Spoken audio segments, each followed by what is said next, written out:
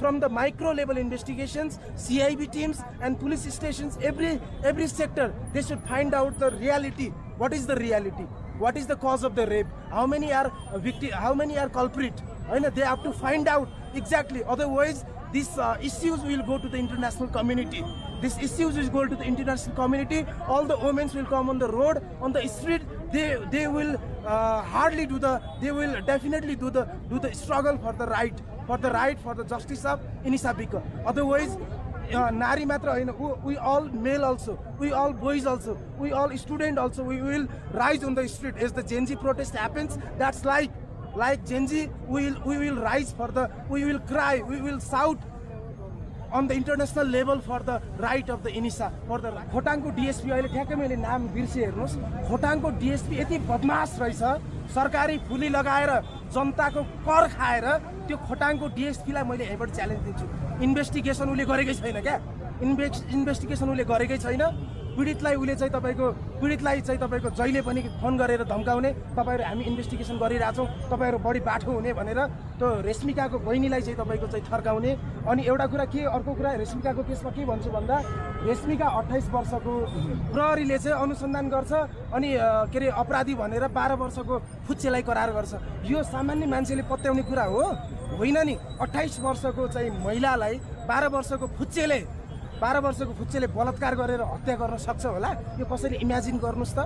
यस्ता नालायक चाहिँ अनुसन्धान गरेर चाहिँ तपाईको जो निर्दोष उलाई फसाएर, जो वास्तवमा अपराधी छ उ छाती खोलेर चाहिँ तपाईको खोटाङमा हल्लिरहेको छ। 10 जना मध्ये 9 जना दलितहरु बलात्कृत भए भनेपछि यो डाटाको विश्लेषण त पत्रकार महोदयले गरिसक्नु भएको छ नि। 10 जना महिलामा 9 जना महिला दलितहरु बलात्कृत हुन्छ भने यो जातीय संरचना र यो चाहिँ तपाईको पितृसत्तात्मक तथा जातीय संरचनाको उपज रहेछ नि त, हो कि होइन?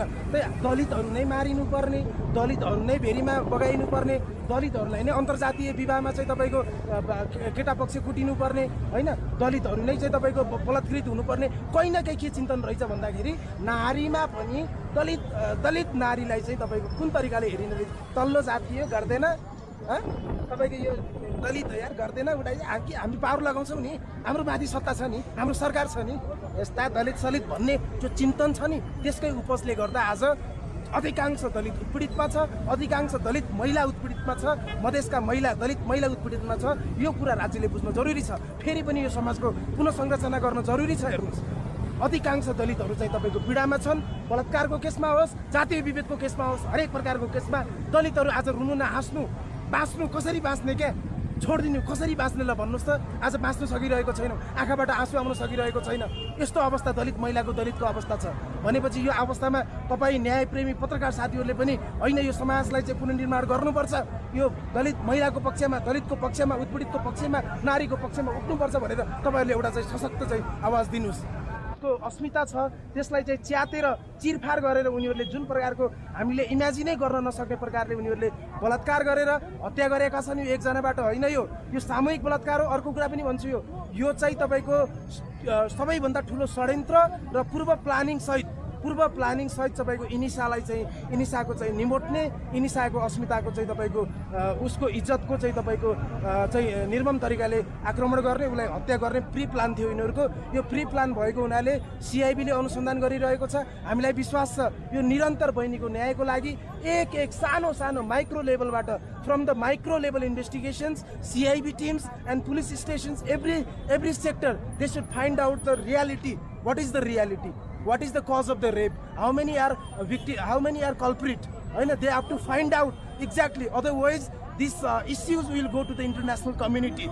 These issues will go to the international community. All the women will come on the road, on the street. They will hardly do the. They will definitely do the struggle for the right, for the justice of Inisa Bika. Otherwise, Nari matra, we all male also, we all boys also, we all student also, we will rise on the street as the Gen Z protest happens. That's like Gen Z, we will rise for the, we will cry, we will shout on the international level for the right of the Inisa, for the right of the all women. अब जस्तो आज माइतीघरमा हेर्ने हो भने केही समय अगाडि अथवा भने केही महिना अगाडि चाहिँ खोटाङमा यस्तै एउटा घटनाबाट जुन एकजना रेशमिका परियार जसले ज्यान गुमाउनु भएको थियो अब यो हिसाबले 7 महिनासम्म प्रहरीको अनुसन्धान कहाँ पुग्यो? आज 7 महिनापछि फेरि न्याय माग्न माइती घरमा यो आइपुग्नु भएको छ। रेश्मिकाको एनिसा यो रेश्मिकाको घटना पहिलोचोटि घट्दै गर्दाखेरि खोटाङमा यो मुद्दा हामीसँग आयो। हेर्नुहोस्, रेश्मिका परिवारको मुद्दा हामीसँग आयो। निरन्तर त्यो मुद्दालाई हामीले अगाडि बढायौँ। डिएसपीसँग हामी कुरा गऱ्यौँ, हामी खोटाङमै पुग्यौँ, खोटाङमा हामीले सङ्घर्ष गऱ्यौँ। हामीले मानवाधिकार आयोगदेखि लिएर तमामलाई त्यो इन्भेस्टिगेसन अनुसन्धान हुने क्रममा चाहिँ हामीले मानवाधिकार आयोग गयौँ, कहाँ कहाँ जानुपर्ने हो सबै ठाउँमा गयौँ। हेर्नुहोस्, तर यो खोटाङको डिएसपी अहिले ठ्याक्कै मैले नाम बिर्सेँ। हेर्नुहोस्, खोटाङको डिएसपी यति बदमास रहेछ, सरकारी फुली लगाएर जनताको कर खाएर त्यो खोटाङको डिएसपीलाई मैले यहीँबाट च्यालेन्ज दिन्छु। इन्भेस्टिगेसन उसले गरेकै छैन क्या, इन्भेस्टिगेसन उसले गरेकै छैन। पीडितलाई चाहिँ तपाईँको जहिले पनि फोन गरेर धम्काउने, तपाईँहरू हामी इन्भेस्टिगेसन गरिरहेछौँ, तपाईँहरू बढी बाठो हुने भनेर त्यो रेश्मिकाको बहिनीलाई चाहिँ तपाईँको चाहिँ थर्काउने। अनि एउटा कुरा के, अर्को कुरा रेश्मिकाको केसमा के भन्छु भन्दा रेश्मिका 28 वर्षको प्रहरीले चाहिँ अनुसन्धान गर्छ अनि के अरे अपराधी भनेर 12 वर्षको फुच्चेलाई करार गर्छ।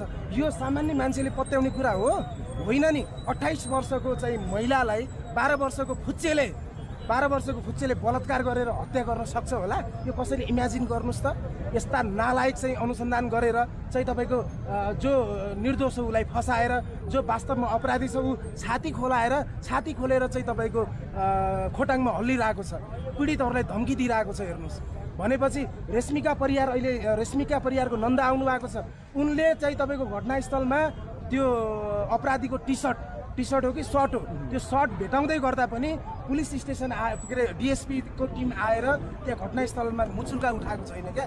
भनेपछि नारीमाथि हुने बलात्कार, नारीमाथि हुने हत्यालाई त यिनीहरू त सामान्य चाहिँ किरा फटाङ्ग्रा कुल्चे जस्तो तरिकाले यिनीहरू आइरहेका छन्। म खबरदार भन्छु, यो प्रहरी प्रशासनले यो इन्भेस्टिगेसन गर्नुपर्छ, पुनः अनुसन्धान गर्नुपर्छ। रेश्मिकाको केसमा पुनः अनुसन्धान गरेर रेश्मिका बहिनीलाई न्याय दिलाउनुपर्छ। होइन भने नारीहरू जाग्नुहोस्, नारीहरू हातमा चुरा बजाउने होइन। हेर्नुहोस्, यदि सरकारले न्याय दिएन भने हातमा चुरा बजाउने होइन, हातमा खुकुरी लिएर हिँड्नुपर्छ भन्छु म त। हातमा खुकुरी जस्तो इजरायलमा छ नि, प्रत्येक महिलालाई, प्रत्येक नारीलाई सेना तालिम दिन्छ नि, सैनिक तालिम, त्यसरी नै प्रत्येक नारीहरूलाई, प्रत्येक युवाहरूलाई अब सैनिक तालिम दिन आवश्यक छ। प्रत्येक नारीहरूलाई सैनिक तालिम दिन आवश्यक छ। उनको सुरक्षाको लागि सशस्त्र नारीहरू बनाउन आवश्यक छ क्या। त्यो भएको हुँदा हाम्रा नारीहरू, तपाईँ त्यहाँको कुरा मात्र छोड्नु न पत्रकार साथी, तपाईँको चाहिँ बाजुराको के नाम, रमिता, बाजुरामा चाहिँ त्यो रमिता हाम्रो चाहिँ बहिनीलाई चाहिँ बलात्कार गरेर अहिलेसम्म प्रहरीले चाहिँ तपाईँको के अरे उजुरी लिन मानेको छैन। कञ्चनपुरमा त्यस्तै घटना घटिरहेको छ। अनि हामी नारीको न्यायको लागि सडकमा कहिलेसम्म चिच्याउने, कहिलेसम्म रुने? नारीको न्यायको लागि हामी सडकमा आउनुपर्ने हो। प्रधानमन्त्री महिला हुँदाखेरि लज्जास्पद, दिस इज भेरी हेजिटेसन भइरहेछ क्या मलाई। यो कहीँ न कहीँ जोड्ने हो भने जातीयसँग पनि कुरा जोडिन्छ। धेरै दलितका छोरी, दलितका बहिनी, दलितका आमाहरू बलात्कृत हुनुपर्ने र पछि न्याय नपाउने स्थिति बनेको छ। आज पनि हामीले एउटा पर्चामा हेऱ्यौँ भने कम्तीमा पनि त्यहाँ 10 जना मध्ये 8 जना चाहिँ त्यहाँ दलितहरू नै हो। यो यति राम्रो प्रश्न पत्रकार महोदयले सोध्नुभयो, तपाईँलाई धेरै धेरै मुरी धन्यवाद छ। हेर्नुहोस्, नबुझ्नेले के भनिरहेछन् भन्दाखेरि दलित दलित दलित दलित भनेर यहाँ चाहिँ तपाईँको आवाज निकालिरहेछ, आफ्नो दलितको राजनीति गर्न खोजिरहेछ भन्नुभयो। तपाईँले नै डाटा दिनुभयो नि त, 10 जना मध्ये 9 जना दलितहरू बलात्कृत भयो भनेपछि यो डाटाको विश्लेषण त पत्रकार महोदयले गरिसक्नु भएको छ नि। 10 जना महिलामा 9 जना महिला दलितहरू बलात्कृत हुन्छ भने यो जातीय संरचना र यो चाहिँ तपाईँको पितृसत्तात्मक तथा जातीय संरचनाको उपज रहेछ नि त, हो कि होइन?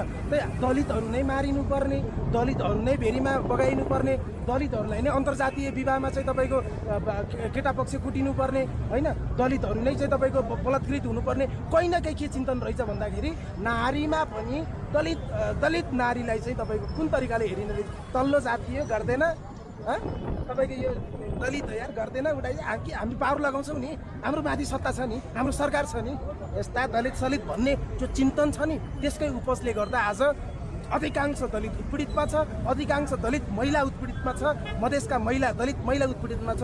यो कुरा राज्यले बुझ्न जरुरी छ। फेरि पनि यो समाजको पुनःसंरचना गर्न जरुरी छ। हेर्नुहोस्, अधिकांश दलितहरू चाहिँ तपाईँको पीडामा छन्। बलात्कारको केसमा होस्, जातीय विभेदको केसमा होस्, हरेक प्रकारको केसमा दलितहरू आज रुनु न हाँस्नु, बाँच्नु कसरी बाँच्ने क्या?